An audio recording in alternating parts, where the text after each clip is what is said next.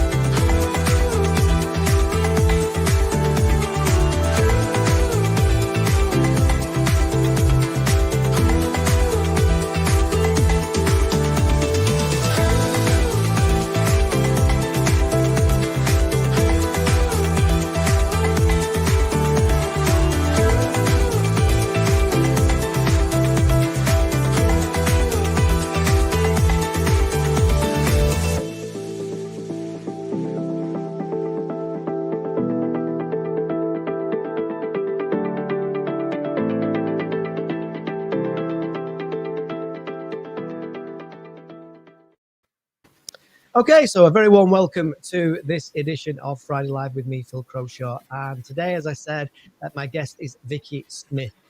So, Vicky, why don't we start? Or I'll just say, first of all, just before we start, if you've got any questions or you've got any comments or you just want to say hello, then just obviously just pop it in the comments below. We're live on LinkedIn, Facebook, and YouTube at the moment. So there's a number of different platforms that we're on. Yeah, I don't know if you're going to get tons of travel questions, Vicky, because when you do your intro in a minute, you think, I don't know, but listen, we'll deal with it somehow. Yes. So, Vicky, very warm welcome to Friday Live. Tell us who you are and what you do. So my name is Vicky. I'm the founder of a startup called earthchangers.com, which promotes positive impact sustainable tourism. And that's basically we help people find and book trips that actually truly change the world. It's tourism which contributes to health, education, conservation, things like that. So my background is travel. I worked in digital for a while. I've worked in all sorts of places all over the world, and we'll talk all about that. Fantastic. Right. Okay. So, gosh, where to start? Well, I think we've got to start, haven't we, with travel and COVID. Because I know it's a horrible place to start, and I'm feeling almost embarrassed at actually starting there. However, it's probably a good place to start. Gosh, where do I start? What has been the impact from your point of view and your observations on the travel industry and your particular business of COVID? And could you ever have made it up? No, definitely not. The impact as a whole, it's the first time that all destinations, which are monitored by the UN World Tourism Organization, have been all shut down simultaneously. First time that's ever happened in the world. It's certainly the biggest impact on the travel industry ever in the history of ever. To try and put numbers on that at this stage is pretty horrific, but it's certainly been over the last couple of years, at least 90% probably drop in business. I'm surprised there's even been 10%, to be honest. We're lucky, you know, obviously in the UK, we've had some domestic tourism in the last couple of years, but the vast majority of places have been shut down or had restrictions. Even though ours are now easing, most of the places around the world generally haven't been. So it has been very, very challenging. So obviously you have laws for what we're allowed to do going out, and travel was actually made, you know, outbound travel was made illegal for a while in the UK. And then obviously the destinations have their rules for what they're allowing in, and those can differ sometimes. So for anyone working in the industry, it's been a real challenge just keeping on top of everything. I think we've had something like 54 government policy changes in 2 years, you know, and each one of those is quite something to stay on top of all the time. For me personally, business, I mean, I generally deal with positive impact tourism tends to be bigger in places where there is greatest need. And that is where probably more often than not, it's been in least developed countries or the lesser developed countries. And generally they have been off limits. Some places that I work with have still closed, still haven't been allowed to open. We've still got flight restrictions to many countries. So yeah, I mean, it's a very gradual process of opening up right now. I think there's a sort of expectation that certainly from the government, in my honest opinion, that you know, they ease the restrictions and everything should go back to 100% tomorrow, and that's clearly not going to happen. Some of the reports out for, if we're looking at sort of how the tourism volume recovers to pre-COVID levels, you know, Africa might take another 2-3 years. And that's because we've got this enormous problem of vaccine inequality around the world, because just because we're all right doesn't mean say everyone else is. So it's going to be a really long haul recovery, basically. And yeah, I don't think we can even start to put figures on the impact on destinations, on the number of jobs, on families who haven't been supported, on lack of government support all over the world, the importance to tourism, right? The importance of tourism to communities right now is so enormous to get them up and running again. And yet we can't necessarily go to them yet. So yeah, big challenges. How one of the things that strikes me, Vicky, is how the hell of these small places that perhaps where the economy is 90% of their, the tourism is 90% of their economy. How the hell have they actually survived? Literally, as human beings, how have they survived? I actually don't know in some places. I mean, I was on a webinar quite early days in COVID with Southeast Asia. And it was quite a formal webinar. Some of the government tourism ministers were speaking from different countries, and they're very good at their sort of pomp and circumstance formal bit. And because it was a webinar, you know, we weren't doing offline events, and that enabled great access to people who wouldn't necessarily be at a tourism conference. And so you've got lots of little operators in Southeast Asia who are on the Zoom chat saying, yes, but how am I going to feed my family, you know? And you felt the desperation, and it was so uncomfortable. And the ministers are obviously ignoring all of that and just saying their party line and their government politics and have you. And you know, there's just not answers. I mean, obviously people have sort of turned back to can't even speak, to agriculture, local agriculture. Anything for survival. I mean, it's just survival. And I think that's the mode that tourism's in right now. It's survival mode, as much as an awful lot of businesses have shut down. I mean, even in the UK, right? So there's lots of small travel agents who, you know, for example, if you were of a certain age and you took out a bounce back loan, you knew you were going to be paying that back for the rest of your career, and you knew your previous travel agency's figures and how long that was going to take and if it was worthwhile. And it just wasn't worthwhile for a lot of people. So they just shut the business. You know, they couldn't do the costs of whether it's staff may have been furloughed, but, you know, retail costs and things like that. So, you know, I'm very lucky in that I'm a small startup and I hadn't scaled before the pandemic. So I didn't have the cost basis. I've got no debt.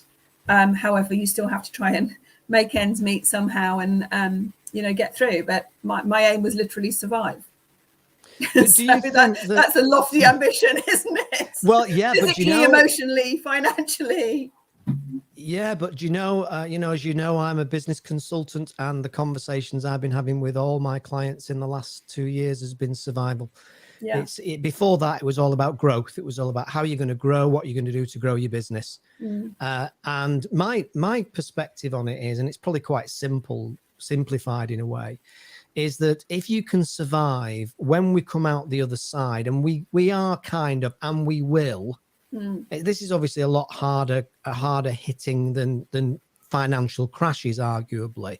But even financial crashes have been happening. Remember, 2009 was a time which was really horrific. Do you think that if you survive, is there a reasonable chance that you can then go on to prosper, even on the back of the fact maybe that there's less competition because there's others that haven't? Yeah, well, I did think that, to be honest, through COVID. Now we're starting to sort of see movement. I'm actually finding this the hardest time than actually through the pandemic, because when you're locked down, there's not that much you can do. I still do a lot of writing. I did a lot of talks. I talked to universities. I talked to business associations about, sustainable tourism. And so I've always been busy. It's not necessarily particularly paid or paid well, but it's enough to keep me going. The challenge now is, as you'll know yourself, when you've created a startup, you need to validate all your concepts. And I've actually spent more time as an incorporated business within the pandemic than I had before, right? So I'm still validating. I'm still working out what people want. And the other thing the pandemic's done is change what people want. And it's changed the supply side of the industry, as you said. So both our demand and our supply side have changed. We don't really know how that market fallout is going to kind of land yet. So it's all very uncertain. It's very, very challenging time. Yeah, no, absolutely. I can totally see that. So how much of the coming back to an element of normality, how much of that is driven by the psychology of people? Because what I'm thinking is, on paper at least, I would say that the pent-up, desperate need for travel, I know I'm even just speaking from my own point of view. I'm so desperate for a beach and some sea. So I'm just wondering how much of the bounce back of the whole industry is going to be around getting over psychological perception barriers of people, as opposed to the realities of the situation. Yeah, I think so. I think, like at the moment, we have had restrictions eased, and there's an awful lot of people not necessarily moving yet. There's people who are just desperate, and it's just fly and flop, and then there's those who are concerned because previous lockdowns have seen, when we've eased, it's seen restrictions coming back in, it's seen changes, it's seen getting stuck abroad, it's seen new variants. And I think there's a great deal of uncertainty at the moment, combined with those people who just want to fly and flop. And it's a bit like, people's income through the pandemic. Income levels for many have been absolutely stretched, and there's been an awful lot of people left without support. I mean, I don't mind saying, I didn't get particular government sector support. There was no travel sector specific support out there. And I joined a group called Excluded UK because I was a new startup. I didn't have the historical business records. I wasn't on PAYE, so I wasn't able to get furlough, things like that. So 3 million plus people got no government support, so they're strapped for cash. And then you've got other people who, including, for example, friends of mine who have actually had, too high salaries, still coming in, still working at home, not being able to go out, not being able to spend, not being able to travel. They're really cash rich now, so they're pretty keen to get going and go on some, really amazing trips, because they've not had 2 years to do it. So yeah, it's sort of quite polemic, I think, the market at the moment, a bit schizophrenic, to be honest. Yeah, no, absolutely. Well, I had to start with that because it's just such a massive issue, and it's such a massive impact on the industry.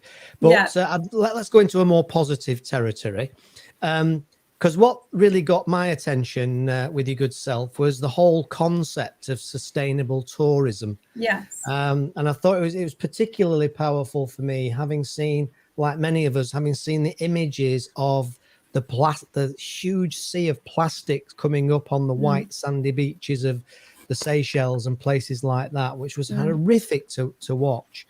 So just talk me through what sustainable tourism is, and then why it's becoming more of a thing in the modern world. Yeah, I mean, ultimately, and I come from a mass mainstream travel background, and why I got into it was I saw the very damaging impacts mainstream travel has. And the reason that's come about is it's turned into a very big kind of conveyor belt industry, whereby decisions are made purely on the basis of profit and not considering local people and local places. So those decisions are made outside of the, of the destinations where you're going, without considerations for local needs at all. And the result of that is environmental damage, it is social impacts, it's cultural dilution, it's things like inflation, things like, the whole environment that we live within. Ultimately, the destinations we go on to travel is other people's homes. And those people are still trying to live in those places as their homes, and they have to suffer over tourism at times, prices rising, abuse even, noise pollution, plastic pollution, you name it. And there's sort of two different levels of sustainability in tourism. Responsible tourism is where basically you say you take responsibility for the impacts of tourism. And they might be negative and they might be positive, but what you're doing is raising the awareness and the mindfulness around it, the consciousness around it, and saying, okay, if I'm going to be responsible for these things, what do I have to do? And a lot of that is often minimizing those negative impacts. And that might be energy, water, waste impacts, things like that. And then more sustainable tourism is saying, okay, how can we continue tourism at a level that we can carry on doing it without it negatively impacting? And what I do as a preference, we create positive impacts through tourism, because we've got a lot of people with money, and that should be able to contribute to a place rather than, damage a place, basically. Because it's no good either for the host communities or the guests, to be honest, to have and to be in an environment which is getting damaged. We go on holiday because we want to see something different, taste something different, experience something different. And if by doing that, all we're doing is damaging that place so that it then doesn't become any different, it's just another sort of homogenized, damaged place, then that's not what we want. We want to retain the cultural uniqueness of that place. We want to retain the sense of what we call a sense of place, and we want to retain its wildlife and its scenery. The reasons we go on holiday aren't just sun and sand. They are, wildlife, scenery, culture, history, all these manner of things that are not necessarily sort of our motivations, but yeah, we want things to be different. Not everyone, of course, some people don't. But so sustainable tourism is really about ensuring that we keep the world or keep travel in a place where we can continue doing it without hurting people and planet, basically. What sort of areas then are, I suppose you might say, at most risk, if that's in terms of geographical areas? Yeah, geographical areas where other. I mean, I'm assuming there are some that are basically red flag in serious deep doo-doo. Not because of necessarily their geography, but rather because of a combination of ingredients that they have.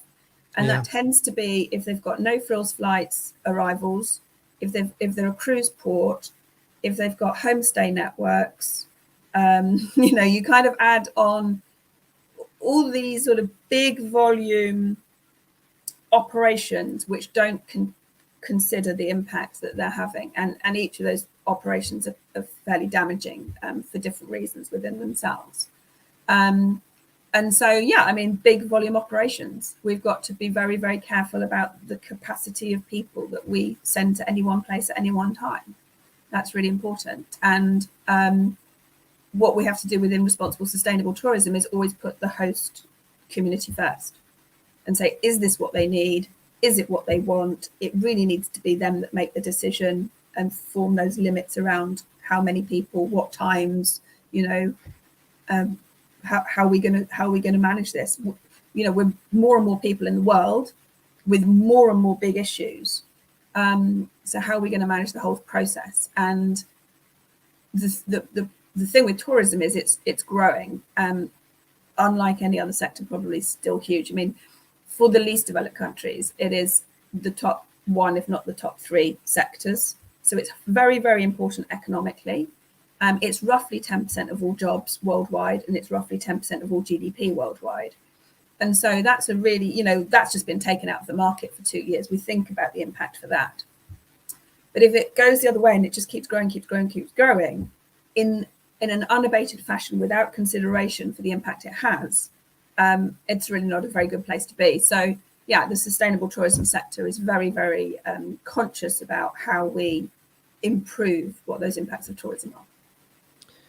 So are a lot of the places, particularly those maybe poorer parts of the world, are they in a way conflicted in that more people that come, the wealthier they become, and wealth is probably not the right term, but the more money they've got, in real simple terms. Absolutely. But at the same time, the they more really, people that come, they really want tourism because they really want the money. But they don't necessarily want what it might do to their culture or what it might do to the physical environment of their places. They don't want the price rises. They don't want local accommodations being turned into homestays because there's nowhere then for local people to rent. They don't want plastic on the streets. They don't want endless water bottles in their water systems that they then have the cost. And there's an organisation called the Travel Foundation who wrote a paper on something called the invisible burden of tourism.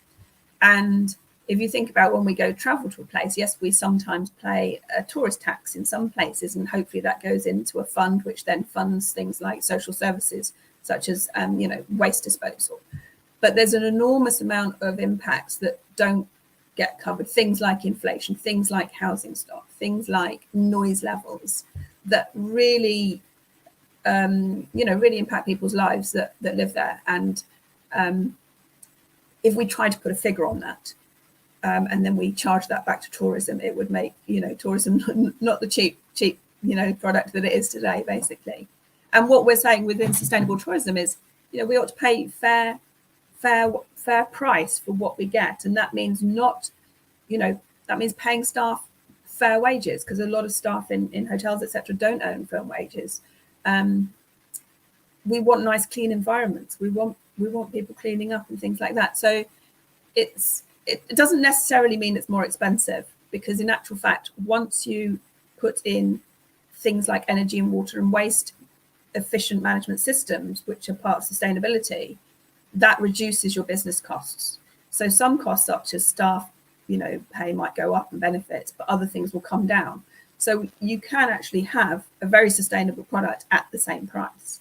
It's just not undercutting itself in the way that some of the real cheap flight type stuff is at the moment. Yeah, I remember back in the day when I was in my early days of Thomas Cook. You probably remember this yourself. I can recall, I think it was a company called Air Tours, and they started offering charter flights or cheap holidays to Barbados. And it was unheard of. It was all British Airways then and the upmarket. And I remember people coming back who I'd booked on Air Tours holidays to Barbados, freaking out because a rum and coke was about £8. and they thought, oh great, I can go to Barbados and it's so cheap. But then their money ran out in about 3 days. Oh, dear. So, but it just makes me think, that point you're making, I think, about this whole kind of mass tourism, how it becomes more accessible, that then can create some of the pressures. But then it's not fair to say, well, I can go because I've got plenty money, but you can't because you haven't got as much money. Yeah. But then it is what it is. And on the flip side, it's a bit like Robin Hood. We can actually use that money for tourism for local people in a very sustainable development manner, help them develop in the way they want to develop. But yeah, it's funny you just saying that. I started working in tourism in the mid-90s. I'd done a French and international business degree, and so I wanted to go and spend some time in France and use my language. But I also I grew up in Yorkshire, and I was a big outdoors person, a big skier. So I wanted to go work in a ski resort. And for me, it was going to be 6 months, 6 months ski resort, 6 months travel around the world, then go and get a proper job. 25 years later, still in the tourism industry, having gone via, mainstream, having seen those negative impacts. When it really hit me, actually, I went to a friend's wedding in Kenya in 2001, 2002. And I went around the pool, and I was actually working for Teletext at the time, in a mainstream job. I was actually part of the team that took that original analog TV service digital and online for the first time. And so I was going around this, I stayed at this, got a cheap deal through work to go to Kenya to go to this wedding, stayed in an all-inclusive, and thought, well, I'll ask the people around the pool, what they're doing here, where they're going and everything. And I was on a bit of a busman's holiday, and, they didn't know where they were. They didn't care where they were. They had just a last minute cheap deal. It was just in the sun. They didn't have anti-malarials. Many of them didn't even have insurance. Several of them were certainly on disability allowance and skipping out for 10 days between sign-on periods and what have you. And it just struck me, outside this all-inclusive walls was huge poverty and huge need. And yet there was all this money within, relative money within, that wasn't going to the people it needed to. It wasn't going to the local people who, the benefits of that tourism weren't being shared at all. And that's when I first got into responsible tourism, but I didn't even know what it was called at that point. I suddenly realized I was part of this sort of huge machine of an industry that, yes, was enabling people to have nice holidays, but wasn't enabling people in those destinations to have nice lives. And that just struck me as wrong, I suppose, ultimately. And really from then I wanted to move into responsible tourism, which I then did a few years later.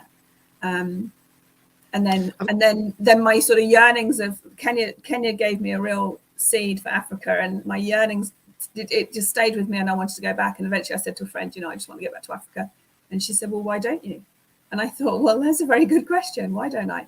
So I scooted off in 2006 and gave up my job and went and volunteered in conservation and community development, and went with a very much purpose of thinking, where does tourism fit in, and how can it? And is it possible it can create positive impacts and not negative, And ultimately from that trip, which is a huge life-changing trip for me, I was probably ready for it. But, I'd been in London, I'd been doing the commute, I was tired, I needed a change of work. I worked in digital stuff at the time, still in travel. But, and then I went and spent months in rural communities and on reserves, and, really kind of thinking there is a place for tourism here. I suppose I went to see, did I still want to work in tourism? And yes, I did, but I didn't want to work in mainstream anymore. And I wanted to work in tourism, which had a positive impact.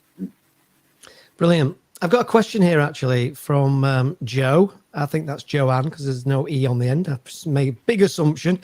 But, and she's saying, does the sustainability of what you do include animals as well as the environment? Yes, absolutely. Interesting question. Yes. So one thing I haven't talked about is after that first big trip to Africa, and I worked in tourism initially, as I said, I went to work in ski, but I'm a big environment. I love my being at one with wildlife and wilderness. And I went and trained as a ranger in Africa in 2009. And so, like you do. As you do, yeah. It wasn't very easy at the time, actually. Now it's not too tricky to go off and do that, but it was, this English girl training as a ranger. And so, yes, I'm very conservation, and the standards within conservation are very close to my heart. And it's quite hard sometimes with anything in terms of sustainable tourism, but certainly animal welfare, is to see from websites and differentiate between what is truly good and what's not, because there's not necessarily international standards around this type of stuff. There's different standards in different places. I've actually got a big blog on my website about animal welfare in tourism. I wrote a consultancy piece with the University of Surrey for World Animal Protection in 2020, and there's a link to that from my website. So if you want to go and have a look. Yeah, so you've got that on there, earthchanges.com. Then you go to the blog, and if you scroll down back to sort of, I think, summer 20, somewhere there, it's there. And yeah, I mean, whether it's animals or whether it's small children, tourism exploits, and we now have a consciousness around that, and we have to learn how not to do that. And it's not always intentional. Some people do things with the best of intent, and that can create inadvertently negative impact. So something else I've been very involved with after I came back from doing my ranger training and working in Africa at that time, I did a master's in responsible tourism management, and I wrote my thesis on the marketing and greenwashing of volunteer tourism. Now, something that's quite commonplace, or was quite commonplace then, is groups of people going to visit orphans in orphanages abroad because they're kind of, seen as needy, and for whatever reason, people like to try and support them, understandably. But unfortunately, unscrupulous sort of middlemen in destinations understand that they can make money out of tourists in this way, and they set up, in effect, fake orphanages, and they go out to villages around, or local people who can't possibly afford to keep their children, and they promise them, they'll give them money for their children, and they'll promise them they'll educate them, and they'll feed them, and they'll look after them, and what have you. And they put this bunch of kids in a fairly intentionally dilapidated house, because that brings in more tourist dollars, and they'll make lots of money out of that. And the poor kids, who are probably dealing with abandonment issues already, then have this cycle of people coming and going for the rest of their lives, and quite likely by young teens end up on the streets, and quite likely end up with real psychosocial problems, and that sort of attachment disorders. And it's been proven in places like Nepal and Ghana's another one, that the rise in orphanages isn't in line with the rise in actual real orphans. It's in line with tourism, and that's the sort of thing that I can't bear in the industry within which I am, and we should just not, I don't. Sorry, that's a bit depressing. Well, it is, but I don't think a day goes by, to be honest, whereby my concern for humanity and human nature is constantly challenged. We want to think that there's a lot of good in people, but there's also a fair bit of bad in people. Well, I suppose we should say in some people. Yeah, and of course the media exactly. always reports on all the bad stuff, because but then is that our own fault because we engage with the bad stuff? Yeah, so and that's the thing is, tourists who go to visit an orphanage, they think they're doing the right thing, but unfortunately they're not. They're actually, what has been proven as a result of that is it's creating child trafficking, and if they were told that, they'd be horrified. They wouldn't want to do that.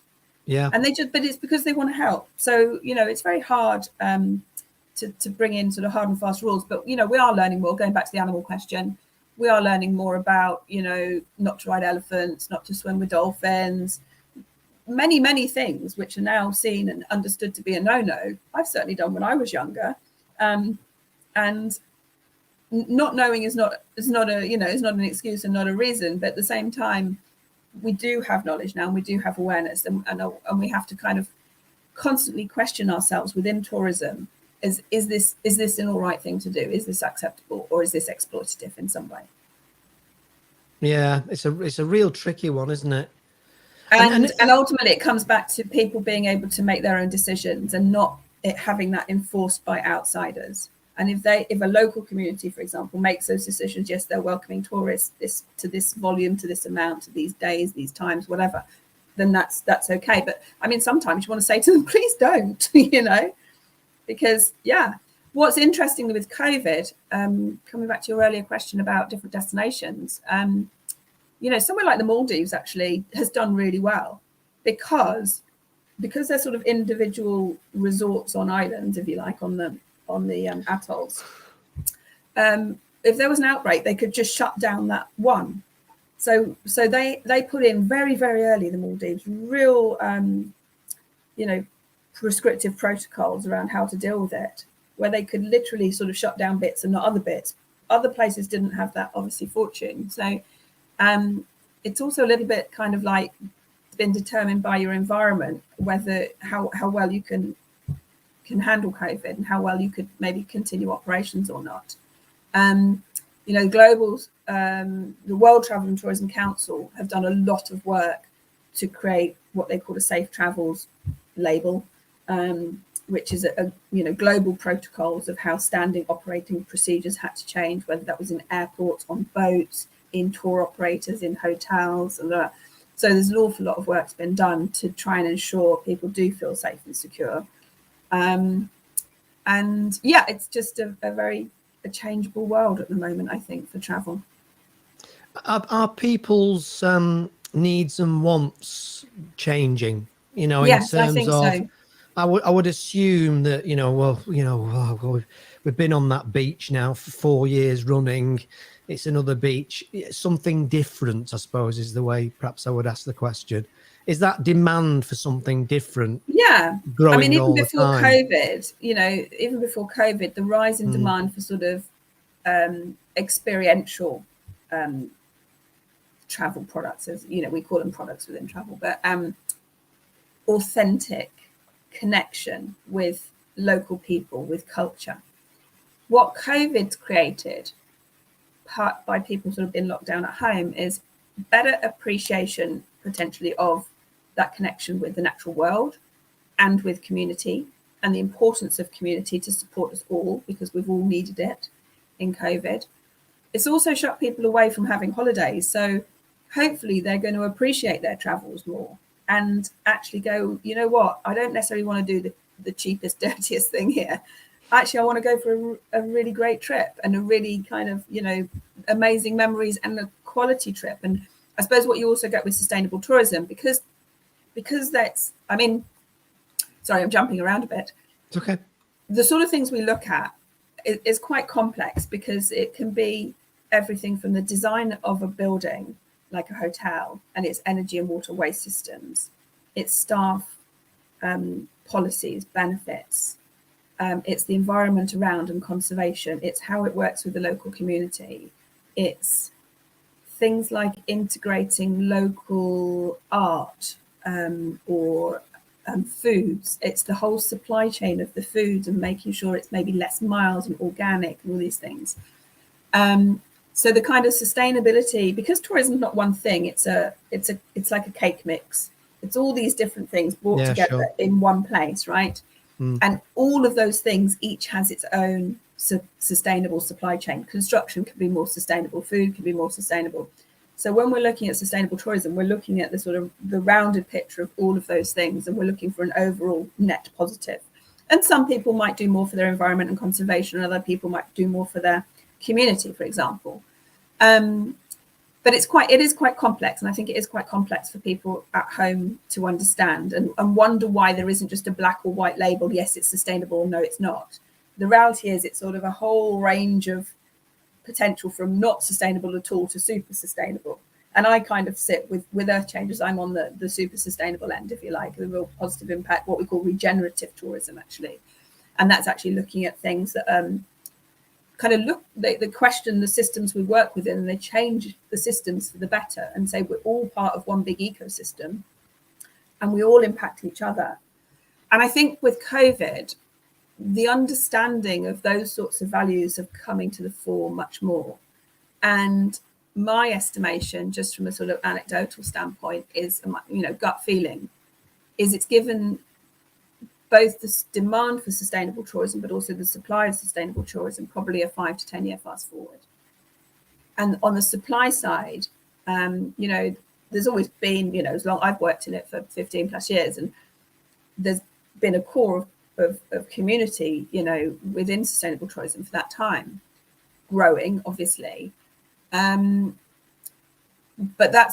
the interest in that has grown enormously in the last 2 years. Like, it would not have been predictable at all just how much all destinations now are so much more interested, because I think before people saw it as a sort of nice to have or an add-on, whereas with COVID, what they've come to realize is actually sustainability is about resilience, and you don't get to be resilient unless you're sustainable. What do we have to do for sustainability? So suddenly your suppliers, whether they are tourist boards or hotels or tour operators, whatever, they're all waking up going, yes, we need to look at our sustainability.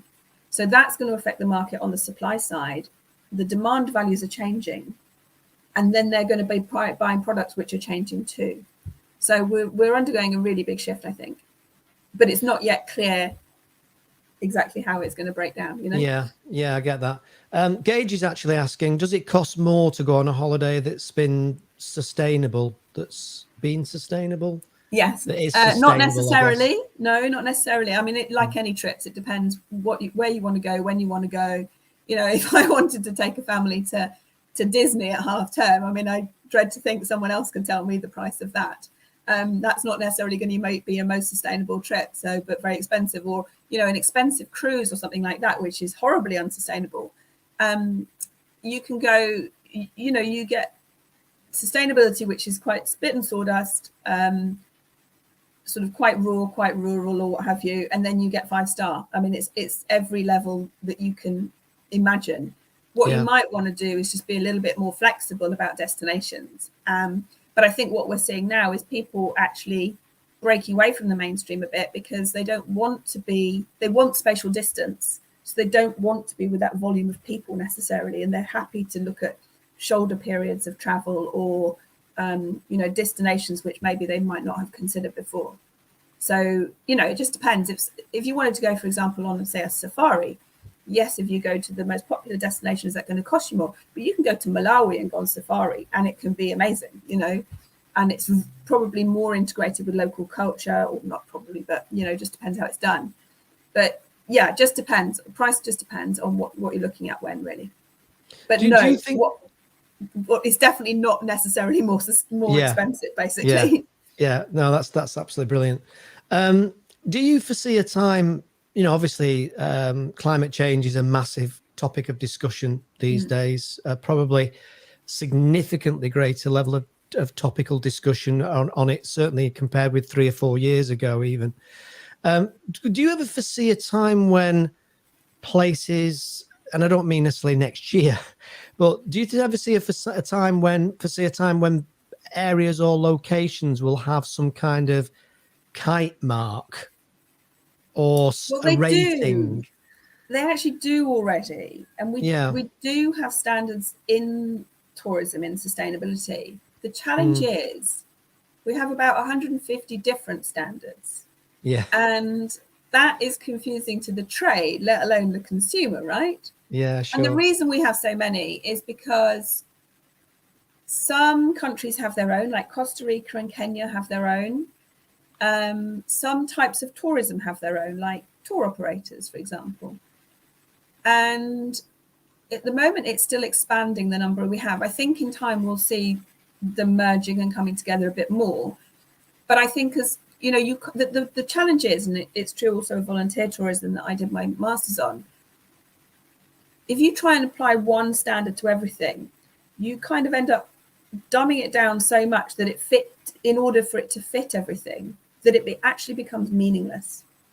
So it's a very, very challenging thing to do. But what we have is something in tourism. We have something called the Global Sustainable Tourism Council. And they're like a standard of standards, right? It all gets a bit silly. And so if you have a standard like a kite mark in tourism, you submit it to them, and they basically assure its integrity. And they sort of stress test these things to say, is it tough enough? Is it good enough, this standard? So yeah, so if anything is sort of bringing things together, it's the what's called the GSTC, but that tends to be much more trade related rather than consumer. And in actual fact, I mean, you know, in my business, I don't necessarily make it a prerequisite that someone has to have a standard. So I work with lodges and tour operators, and they're created from core for the purpose of creating positive impacts in the destination they are. And that might be health, education, conservation, animal welfare, whatever it is. And the reason I don't insist on a standard is because I know the standards market, and you get some very, very good operators who want to put their time and their money and their energy into their actual projects and not into passing a standard, because these things take time to get and they take resource, you know. And then you get others who want to have that kite mark, but actually don't have the committed purpose behind it. their purpose is probably more of a marketing aim at times.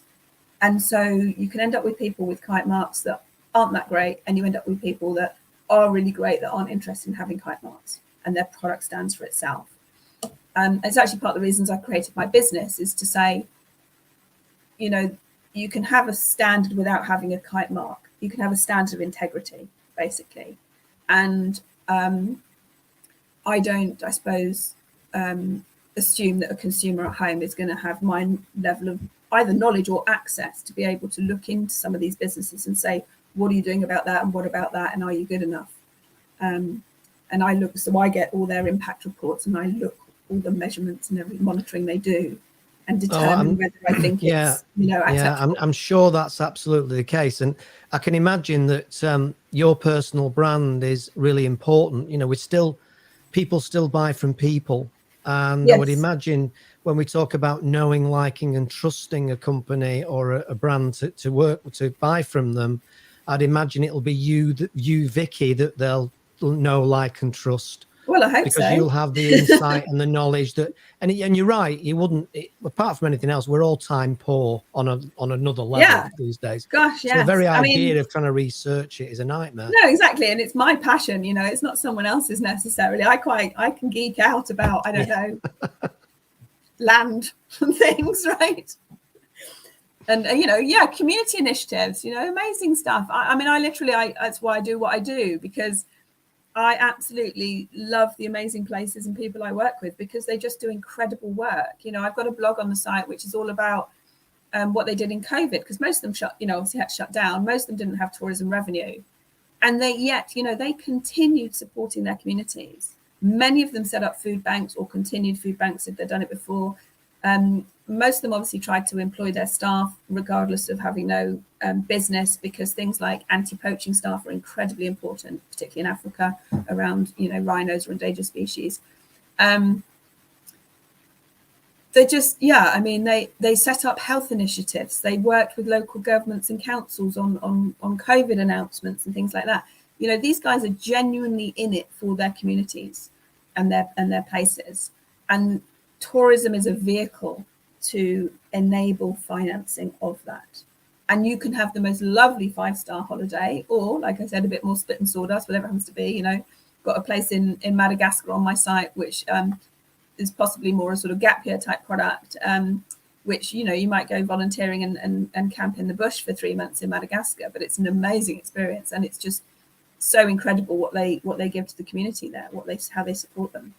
So and coming back to climate, I mean, it's another big issue which I probably need to bring up before you're bound to ask me is, you know, how does that all sit with climate mitigation and flights and et cetera, et cetera.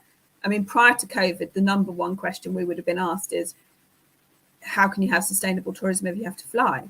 Yeah. And, you know, the very quick answer to that, you know, to try and keep it brief, is you've got some very, very big serious issues in the world, not just climate, obviously, but things like, and if you know anything about the Sustainable Development Goals, and so there's 17 global goals that the UN countries all signed up for, that we have an agenda for until 2030. And they're things like no poverty and zero hunger and equality and things like that. And all those countries, all the UN countries, have targets for those things.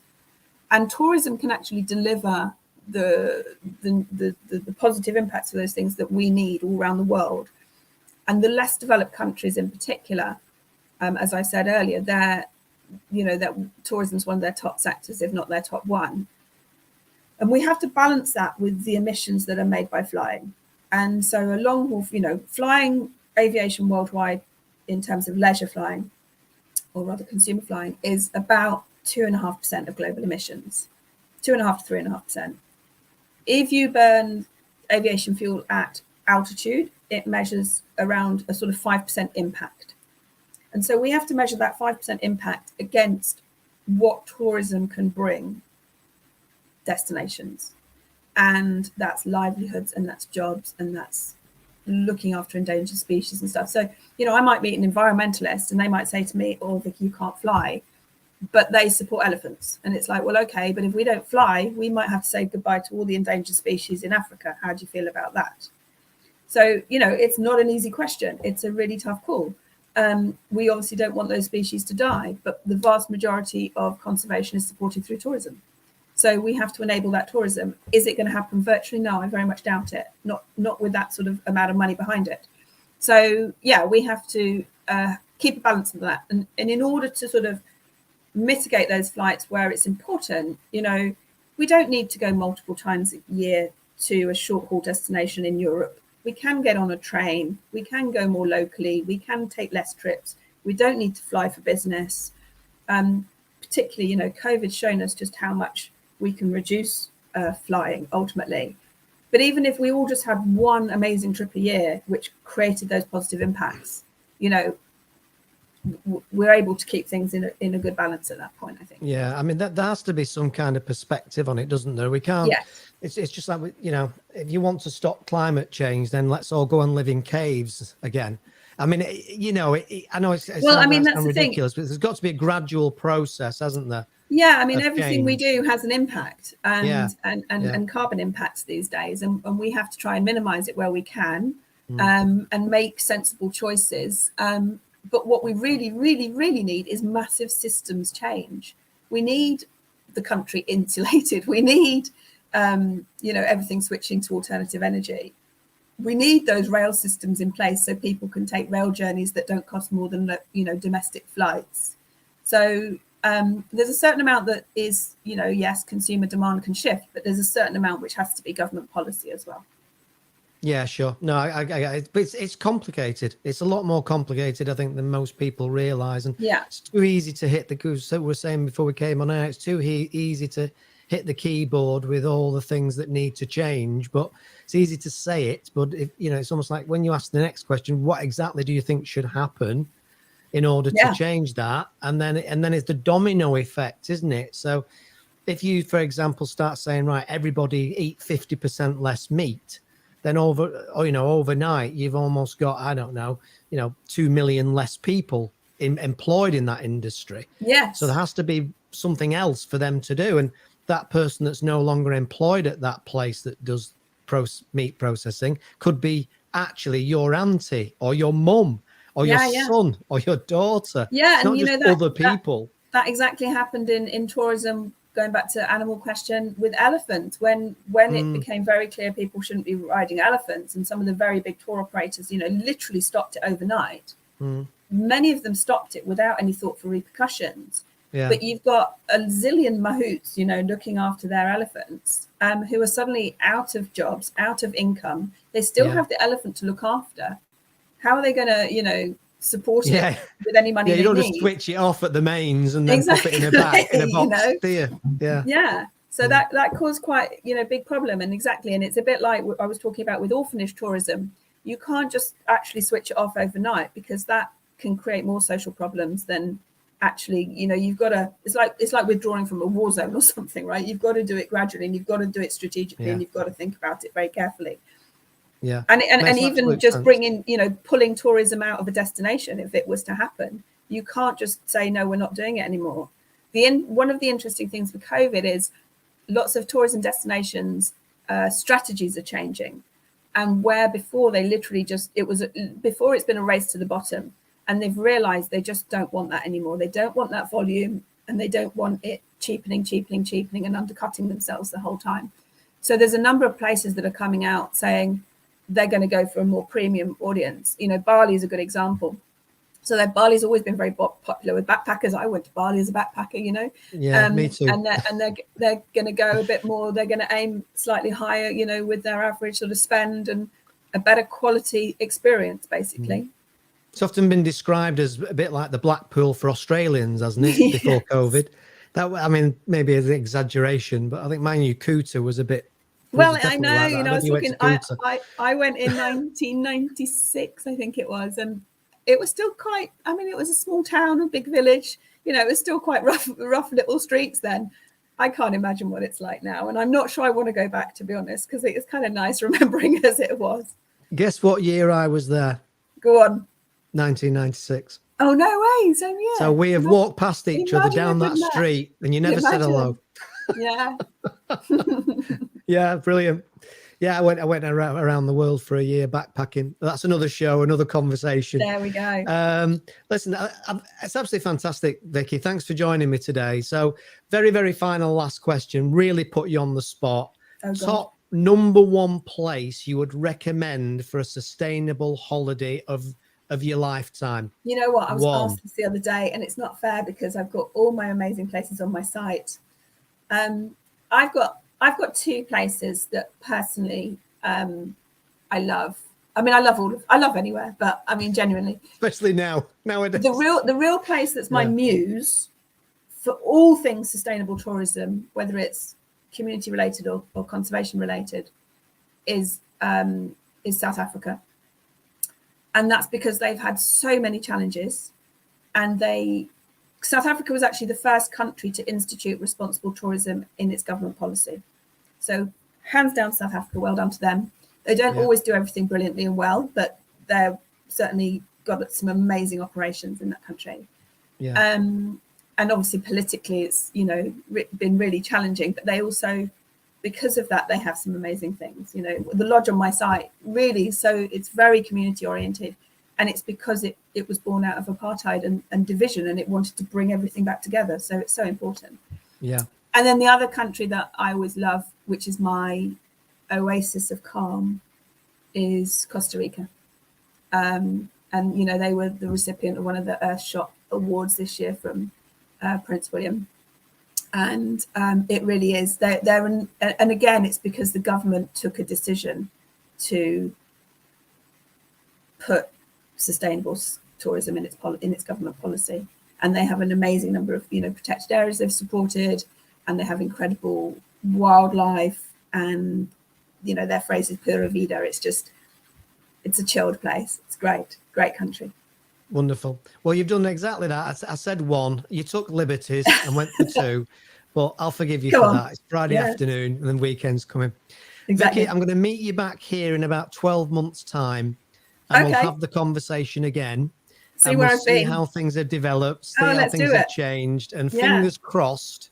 I hope so. Do you remember COVID of 2021? Yes, and I'd love, you know, anyone's support. Literally, it's such a hard time at the moment. And that doesn't necessarily even have to mean booking a holiday. Come and like my social media and like posts, and that really just helps us, you know, recover, hopefully.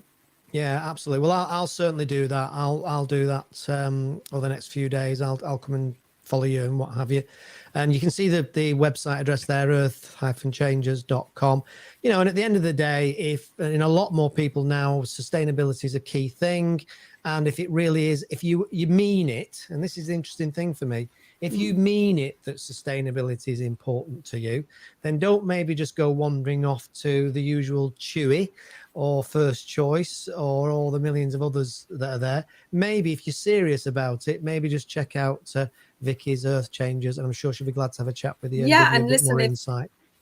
You know, I've got a lot more places I know that aren't on my site yet. So just drop me a line and let me know where you want to go, and I might be able to help. Yeah, have the conversation, and you can do it obviously virtually. You can see she's confident online, so you can have a chat with her on FaceTime or Zoom or whatever else you're using these days. So that's it. That's the end of today's edition of Friday Live. Thank you very much indeed, Vicky. It's been great talking to you. Have a great weekend, and take care of yourself. Thank you, Phil. Bye. Thank you. Bye for now.